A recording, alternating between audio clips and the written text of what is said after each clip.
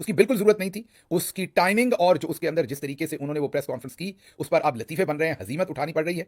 और इसके साथ साथ हमने आपके सामने रखना है कि एक तरफ कौमी यकजहती दुश्मन ने ललकारा है, तमाम पाकिस्तान को इकट्ठे होना चाहिए, पाकिस्तान तहरीक इंसाफ को भी और सबको भी। जो इस वक्त पाकिस्तान में इकट्ठा नहीं होगा वो अपने मुल्क का दुश्मन है। ये वाला मंजन, ये वाला नैरेटिव बेचा जा रहा है। क्यों मैं मंजन और नैरेटिव कह रहा हूं? क्योंकि दूसरी तरफ हमारी माओ और बहनों को धक्के मारे जा रहे हैं। कल अलीमा खानम साहबा को पुलिस के लोगों ने, मर्द पुलिस एहलकारों ने फिजिकली रोका और धक्का तक दिया। और ये सब कुछ उस पाकिस्तान में हो रहा है जिसमें एक तरफ 90% से ज्यादा वोट लेने वाले लीडर की बहनों के साथ ये हो रहा है और दूसरी तरफ कहा जा रहा है कि कौमी यकजहती करनी है। तो ये जो कौमी यकजहती है, ये किस फूल का नाम है, ये किस परिंदे का नाम है, किस जानवर का नाम है और ये क्यों होती है, इसके ऊपर तफसीली बात करेंगे। और फिर ये भी देखेंगे कि जो हालिया जंग है इसमें सबसे ज्यादा हिंदुस्तान के अंदर नरेंद्र मोदी फायदा उठा रहे हैं और पाकिस्तान के अंदर army chief general Asim Munir फायदा उठा रहे हैं, मतलब कि उनकी इमेज बिल्डिंग हो रही है। और तीसरी तरफ ये भी बात करेंगे कि इमरान खान साहब के जेल से बाहर आने की जो एक प्लान देना था, वो प्लान अभी तक हम नहीं दे सके, उसकी वजूहत क्या है, इसके ऊपर भी बात करेंगे। कुछ और हिंदुस्तान के अंदर से भी खबरें आपके सामने रखने की कोशिश करेंगे अगर वक्त ने साथ दिया। चलते हैं पहली खबर की तरफ, जो अब पाकिस्तान के फौजी जराए, जी हां सिक्योरिटी जराए अमूमी तौर पर कहा जाता है, लेकिन ये फौजी जराए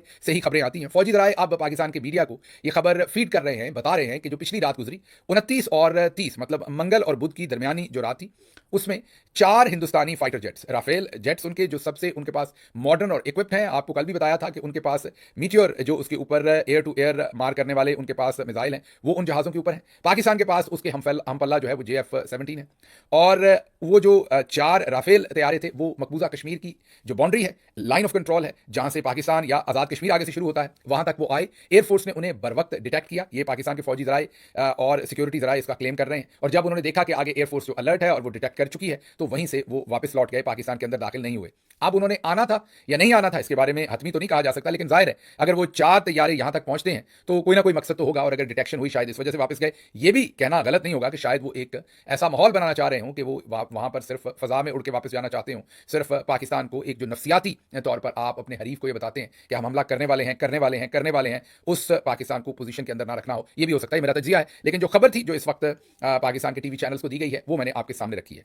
अब चलते हैं इससे अगली खबर की तरफ, जरा मुख्तसर रखूंगा क्योंकि खबरें ज्यादा होती हैं। मेरा दिल यह है कि ज्यादा खबरें आपके साथ शेयर हो जाएं, तो मुख्तसर रखूंगा और अगली खबर की तरफ चलते हैं। हमारे वो जो छुआरे जैसे, माजरत ये कहने पर, लेकिन वो हरकतें उनकी ऐसी हैं, उनका नाम मैंने डंटोनक रखा था, लेकिन अब तो वो डंटोनक के अंदर भी छुआरा है, जिस तरह की उन्होंने कल हरकत कर डाली। रात के 2 बजे उन्होंने एक रटी हुई टेलीप्रॉम्प्टर के ऊपर प्रेस कॉन्फ्रेंस की। मैंने ट्वीट भी किया था, उसमें ऐसे ऐसे अंग्रेजी के लफ्ज लिखे गए जो उस बेचारे से पढ़े नहीं जा सकते थे। अब पता नहीं ये चैट जीपीटी से बनाई ये तकरीर या किसी ने फॉरेन ऑफिस से लिख के दी, लेकिन उस बेचारे की कैपेसिटी और उनकी जो अकली औकात थी, वैसे औकात नहीं मैं कह रहा, लेकिन जो इल्मी और अकली औकात थी, उससे वो ऊपर का सब कुछ था जो लिखा हुआ था। उनको समझ नहीं आ रही थी उन्हें प्रोनाउंस कैसे करना है, कहां पर बॉडी लैंग्वेज आपकी क्या होनी चाहिए, आपका एक्सप्रेशन क्या होना चाहिए, और क्या पाकिस्तान को यह ऐलान रात के 2 बजे करना भी चाहिए था कि नहीं।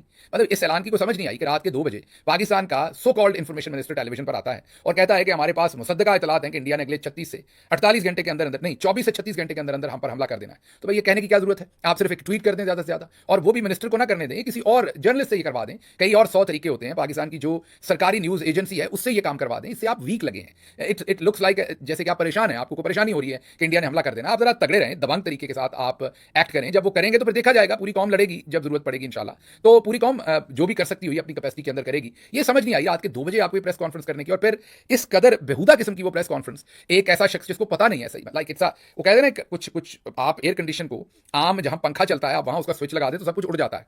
हाई वोल्टेज जो काम होता है उसके लिए सप्लाई भी और आगे जो इक्विपमेंट होता है वो भी हाई वोल्टेज होता है। ये बेचारा लाइट वेट लाइट वोल्टेज, ये 2013 से 2018 तक ये एक ग्रेड 16 या 17 पर एडहॉक पर कॉन्ट्रैक्चुअल मुलाजम था शहबाज शरीफ साहब के साथ। और मुझे उस वक्त के बहुत सारे एमपीएस, उनमें से कुछ बाद में तहरीक इंसाफ के साथ शामिल हो गए थे, वो मुझे बताया करते थे कि ये फोटोकॉपीज और दूसरे, मैं कोई उनकी तौहीन नहीं कर रहा, आप तरक्की करके ऊपर आते हैं, लेकिन ये तरक्की करके थोड़े आए हैं। जिस तरह की इन्होंने खिदमत पेश की हैं चौधरी निजामुद्दीन को और दूसरे लोगों को, जिसकी वजह से इन्हें ये पोजीशंस मिली हैं, वो आप सबके सामने है। तो ये बेचारा वो कैपेसिटी नहीं है। अब आपको कुछ एक छोटा सा टुकड़ा आपको सुनवा देते हैं, जरा सुनिएगा इस बेचारे की हालत। होंठ उसके खुश्क हुए हुए हैं, आप उसकी शक्ल वैसे ही मेरी तरह उसके 12 बजे होते हैं, बेचारे के अंदर वैसे कोई रूप दबदबा नहीं है, पर्सनैलिटी के अंदर उसके वो इंपैक्ट नहीं है कि जो एक शायद फॉरेन सेक्रेटरी के अंदर होता है या किसी ट्रेंड डिप्लोमेट के अंदर होता है कि प्रेशर के अंदर आकर बात कैसे करनी है। जाहिर है जंग का एक प्रेशर होता है, कोई गधा होगा जो कहेगा कि नहीं होगा। और इस बेचारे को इतनी मुश्किल अंग्रेजी आपने लिख के सामने टेलीप्रॉम्प्टर पर रख दी, उसके लिए सबसे बड़ा अजाब तो यही होगा कि अब मैं इसको पढ़ूं कैसे। वो तो पड़ गया मुसीबत में, जंग तो उसके लिए बॉर्डर पर लगनी बाद में, उसकी जंग तो सामने टेलीप्रॉम्प्टर पर लग गई। तो अब उसको कोई समझ नहीं मैंने क्या कहना है। वो बिल्कुल ऐसे स्टिफ बैठा हुआ है, ऐसे बैठा हुआ है कुकड़ की तरह, बिल्कुल ऐसे बैठा और पढ़ रहा है कार्टून की तरह, पढ़ी जा रहा है, ना वो आंखें झपक रहा है, ना उसका कोई फेशियल एक्सप्रेशन चेंज हो रहा है, ना वो किसी चीज के ऊपर स्ट्रेस दे रहा है, ना रुक रहा है, ना तवक्कुफ कर रहा है, कुछ नहीं, उसको कुछ पता नहीं, वो बेचारा ऐसे बैठ के पढ़ रहा है। ये जरा देखिएगा, टुकड़ा देखिए। Pakistan has credible intelligence that India intends carrying out military action against Pakistan in the next 24 to 36 hours. Indian self-assumed hubristic role of judge, jury, and executioner in the region is reckless and vehemently rejected. Pakistan has been the victim of terrorism itself and truly understands the pain of this scourge. We have always condemned. देख लिया आपने, मैंने छोटा टुकड़ा आपको दिखाया, उसको कोई समझ नहीं ये अल्फाज क्या लिखे हुए, इनके मतलब क्या है, कहाँ रुकना है, कहाँ मैंने बात करनी, कहाँ स्ट्रेस देनी, क्या मैंने बताना है।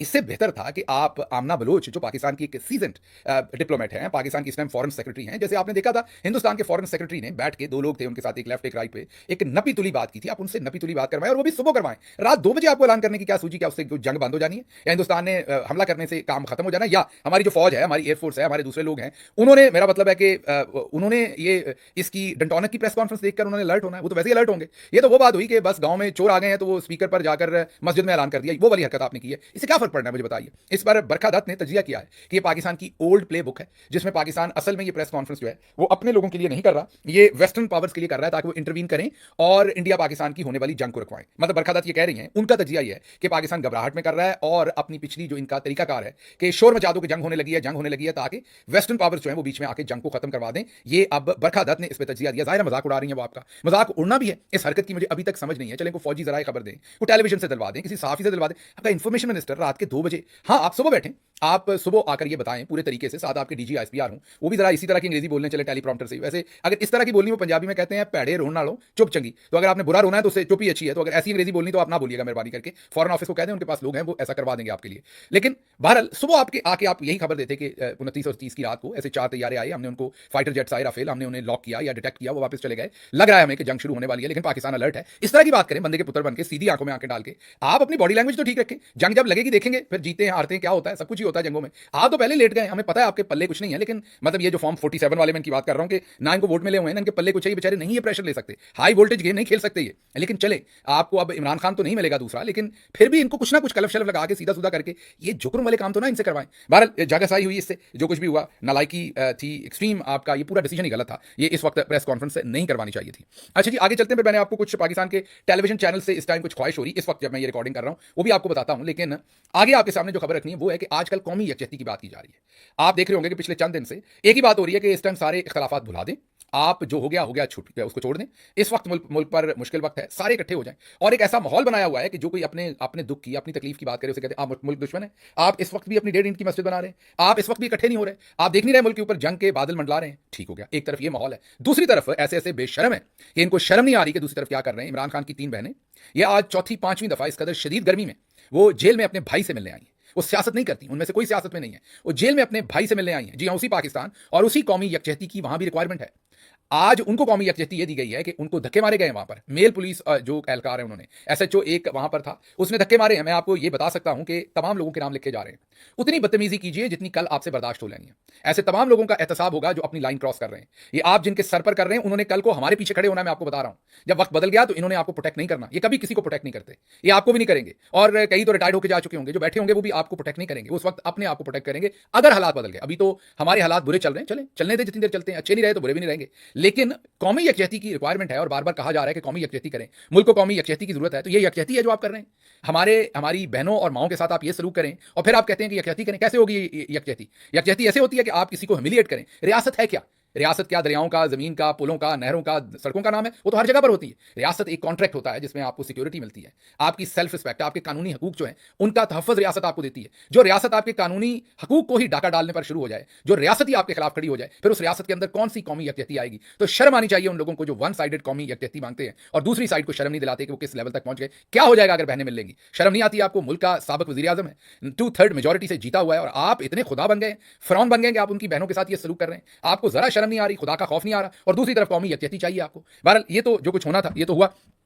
इस पर दुख भी है, अफसोस भी है और रहेगा भी। और इसके साथ साथ इस बात का भी मुझे अफसोस है, इस पर किसी दिन दोबारा बात करेंगे कि इमरान खान ने कहा था कि ईद के बाद हम एक लाहे अमल दें। हम नाकाम हुए हैं अभी तक, उसमें मैं भी शामिल हूं, मैं भी जिम्मेदारी लेता हूं क्योंकि मैं भी लीडरशिप में हूं। हम सब नाकाम हुए हैं, जिस पर जाहिर है हमें शर्मिंदगी है, लेकिन कोई ना कोई लाहे अमल जाहिर है जो लीडरशिप बैठी है उनको देना चाहिए। और अगर हम नहीं दे सकते तो हमें कौम को एतमाद में लेना चाहिए कि ये हमारी कमजोरी है, ये कोताही है, इसकी वजह से हम ये लाहे अमल नहीं दे सकते। लेकिन इस तरीके से इमरान खान की बहनों के साथ ये सलूक हो और हम खामोश रहें, ये मुमकिन नहीं है। और मैं ये वाज़ेह पैगाम दे दूं कि ऐसे कौमी यकजहती नहीं आनी। ऐसे अगर आप हमारे साथ ये सलूक करेंगे तो लोग पहले ही इनडिफरेंट फील कर रहे हैं। आज यकीन कीजिए, मेरे मेरी 3 बहुत ही सीनियर वोकला के साथ बात हुई, बहुत ही सीनियर 60 प्लस उनकी एज है सबकी, जिनसे मैंने बात की। उन तमाम ने कहा कि लोग इंडिफरेंट हैं, लोगों को इस जंग से, सारे माहौल से कोई लेना देना नहीं है। पहले लोग नारे मारा करते थे, अब लोग ऐसा कुछ नहीं कर रहे क्योंकि उनके साथ जुल्म और ज्यादती हुई। वो कहते हैं ये हमारा काम नहीं है, जंग लड़ना हमारी अफवाज का काम है, वो लड़ें, जब हम तक आएगी हम भी साथ खड़े होंगे, लेकिन हम इसमें उस तरीके से इंथुसियास्टिक होकर शामिल नहीं हो सकते। ये उन वोकला ने मुझे बताया। अब देखते हैं क्या बनता है आने वाले दिनों में, लेकिन यकजहती किसी सूरत भी वन साइडेड नहीं होनी सर। अगर यकजहती चाहिए तो फिर आपको दूसरों को भी रिस्पेक्ट करनी पड़ेगी, दूसरों के लिए भी यकजहती के दरवाजे जो खोलने पड़ेंगे। कोई डील नहीं मांग रहे आपसे यकजहती के, जो हमारे जायज राइट्स हैं कि बहनों को भाई से मिलने दिया जाए, इमरान खान की कानून के मुताबिक मुलाकातें हो, उनके केसेस जो हैं वो खत्म हो। मैंने एक रोड मैप भी दिया है जो मैं इस वीलॉग के नीचे कमेंट्स सेक्शन के अंदर भी पेस्ट कर दूंगा, और मैं स्क्रीन पर भी आपको दिखा रहा हूं। ये वो रोड मैप है जो मैंने आपके सामने रखा है कि अगर आप वाकई ही यकजहती चाहते हैं तो ये तमाम चीजें कीजिए। इमरान खान तक रसाई दीजिए, मुलाकातें होने दीजिए, खानदान से मुलाकातें होने दीजिए, इमरान खान के पार्टी के दूसरे लोगों के तमाम केसेस खत्म कीजिए, अदलिया को आजाद कीजिए, अदलिया आजादाना ये सारे काम करे, केसेस को देखे। 9 मई में जो लोगों 1 लाख लोगों की जिंदगी आपने बर्बाद की है, उस सबको अपनी गलती को मानिए, जो झूठ आपने खड़ा किया था उसको मानिए, उससे पीछे जाइए और मुल्क के अंदर हकीकी जिसको 90% लोगों ने वोट किया उसका मैंडेट वापस कीजिए। फिर कौमी यकजहती आनी है, ऐसे नहीं आनी। ऐसे आप जज्बाती करके कौमी यकजहती नहीं ला सकते कि मतलब मीठा मीठा हप हप कड़वा कड़वा थू थू। इस यकजहती में भी आप अपना उल्लू सीधा कर रहे हैं, आप अपने लिए चीजें सीधी कर रहे हैं यकजहती के नाम पर, और दूसरी तरफ दूसरे को दीवार के साथ लगाए जा रहे हैं। इस तरीके से यकजहती नहीं होगी। यकजहती होनी चाहिए, हम भी कहते हैं होनी चाहिए, और हम आपको बार बार कह रहे हैं, लेकिन ये जो आप काम कर रहे हैं ये दुरुस्त आप नहीं कर रहे, इस पर आपको सोचना चाहिए। और जाहिर है कौम सब कुछ देख रही है और उनको नजर आ रहा है कि कौन क्या कर रहा है। अगली खबर यह है कि इस वक्त जब मैं ये व्लॉग रिकॉर्ड कर रहा था तो इससे पहले मुझे पाकिस्तानी टीवी चैनल से ये पता चला कि अब पाकिस्तानी टीवी चैनल्स को ये कहा जा रहा है कि बयानिए में हम पीछे हैं, आप लोग खुलकर इस सारे मामले के ऊपर बात क्यों नहीं कर रहे जैसे इंडियन चैनल्स कर रहे हैं। तो उन जो टीवी चैनल्स हैं उन्होंने आगे से कहा तो नहीं, क्योंकि लोगों को डर लगता है कि उठा के मारेंगे, लेकिन जिनसे मेरी बात हुई उन्होंने ये बताया कि इन्होंने हमें इतना डराया हुआ है, दिफाई तज्जिया निगार इनकी मर्जी के बगैर हम ले नहीं सकते। इन्होंने हमें इतना डराया हुआ है कि हम तो अब इस मौजू पे बात ही नहीं करते, और इन्होंने हमें 4 दिन पहले कहा था कि जो हम कहेंगे आपने सिर्फ वो चलाना है। तो जो जो ये कहते रहे हम चलाते रहे, लेकिन जाहिर है इंफॉर्मेशन की जो दुनिया होती है, कम्युनिकेशन की दुनिया एक साइंस है, वो टीवी चैनल्स और सहाफ़ी ही बेहतर चला सकते थे, लेकिन उसके लिए आपको उन्हें आज़ादी देनी पड़नी है। अगर आपको किसी से अच्छी शायरी करवानी है तो उसको लिखने की आज़ादी देनी पड़नी है, आप उसके ऊपर बंदूक रख के उससे अच्छी शायरी नहीं लिखवा सकते। ऐसे ही नैरेटिव बिल्डिंग भी एक साइंस है, उसके लिए आपको इन चैनल्स को पनपने देना पड़ना है, आपको इनके ख्यालात एक्सप्रेशंस को आज़ादी देनी है, आपको लोगों को खुल के काम करने की आज़ादी देनी पड़नी है। लेकिन बहरहाल अब ये ख्वाहिश जागी है कि आप भी चलाएं खबरें जैसे हिंदुस्तान का टीवी चला रहा है। अब देखते हैं टेलीविजन बेचारे क्या करते हैं, क्योंकि उनकी आज़ादी तो मुकम्मल सल्ब की हुई है। अक़वाम मुत्तहिदा दरमियान में आया है, एक तरफ शहबाज शरीफ की सेक्रेटरी जनरल से बात हुई है, दूसरी तरफ जयशंकर की हुई है। जयशंकर ने आगे से जंगबंदी पर तो कोई बात नहीं की, उसने अपने ट्वीट में कहा है कि ये जो अक़वाम मुत्तहिदा के सेक्रेटरी जनरल ने कहा है कि एहतसाब होना चाहिए जिन्होंने टेररिज्म किया है, इस बात पर हम अक़वाम मुत्तहिदा के सेक्रेटरी जनरल के साथ हैं। मतलब एहतसाब की बात पर इंडिया साथ है, जंगबंदी करने की बात के ऊपर इंडिया बिल्कुल इंटरेस्टेड नहीं है। पाकिस्तान के शहबाज शरीफ ने यही कहा है कि जंग नहीं होनी चाहिए, एस्केलेशन नहीं होनी चाहिए। हमारी तरफ से जरा पॉजिटिव बातें हैं, ये आप देखते हैं कि वो क्या होता है और क्या नहीं होता। बहरहाल इसके आगे कुछ और चीज़ें हैं जो आपके सामने मैं क्विकली रख दूं कि नैरेटिव की बात हो रही थी, तो हिंदुस्तान की तरफ से पाकिस्तान के 3 फौजी एहलकारों की जाली तस्वीर बना के उनकी जाली शहादत की खबरें जो है वो चलाई रखी उन्होंने सारी रात। लेकिन क्योंकि हमारी तरफ ट्विटर बंद है, कोई सहाफ़ी उन्हें नेगेट नहीं कर सका, कोई रिस्पॉन्ड नहीं कर सका, और एक तरफा मौक़िफ़ ट्विटर के ऊपर, एक्स के ऊपर चलता रहा, किसी को तौफीक नहीं हुई। इसकी वजह यह कि ट्विटर खुला ही नहीं हुआ, तो इंडियन नैरेटिव चलता रहा। फिर हिंदुस्तान की तरफ से एक वीडियो चलाई गई कि पाकिस्तान का एक जहाज मार गिराया, वो भी एक तरफा चलता रहा, किसी ने उसको डिनाई नहीं किया। उसकी वजह यह कि ट्विटर पर पाबंदी है। उसके बाद और भी बहुत सारी चीज़ें हुई। इटालियन प्राइम मिनिस्टर जो इस वक्त की हैं, उन्होंने गालिबन 2021 या 2020 में एक तकरीर की थी, या शायद उससे भी पहले उन्होंने एक तकरीर की थी रोम में, जिसमें उन्होंने कहा था कि हमें अपना इटालियन जो बैकग्राउंड है और रोम का जो एक तशख़्ख़ुस है उसको बहाल करना है, और हमें अपनी कौमियत पर वापस जाकर वोट करना है। तो उनकी उस तकरीर को, क्योंकि वो इटालियन में कर रही हैं, हिंदुस्तानी बहुत सारे लोगों ने उसके ऊपर लिखा कि वो पाकिस्तान को धमकी दे रही हैं और हिंदुस्तान के साथ का ऐलान कर रहे हैं। वो भी सारी रात चलती रही तकरीर, किसी ने उसका जवाब नहीं दिया। ये तमाम चीज़ें इसलिए हो रही हैं कि मीडिया के ऊपर पाबंदी है। इन तमाम चीज़ों में मसला यह है कि मीडिया के ऊपर जो है वो पाकिस्तानियों को कोई नैरेटिव देने की इजाज़त नहीं है। पाकिस्तान के ऊपर पाबंदी लगी हुई है, एक्स बंद है, इंडिया को फ्री मिला हुआ है ग्राउंड, और वो अपनी मर्जी से खेल रहे हैं, मर्जी का नैरेटिव बिल्ड कर रहे हैं। और हमारे वालों को इतनी अकल नहीं आ रही, या फिर शायद हमारे वाले चाहते ही हैं, हम नैरेटिव जीतना ही नहीं चाहते। शायद फिर इससे मैं यही समझूंगा कि यही अरेंजमेंट है कि आप नैरेटिव जीते, हमने नहीं जीतना, फिर मैं ये कहने पर हक बजानब हूं। क्योंकि कोई भी बंदा जो जियो शऊर हो और अकल रखता हो वो तो ये हरकत नहीं करेगा कि एक तरफ जब जंगी नैरेटिव की हो, एक मुल्क जो है वो नैरेटिव में आगे जा रहा हो और आपने अपनी कौम को सारी को बांध के रखा हो कि आपने कुछ नहीं करना।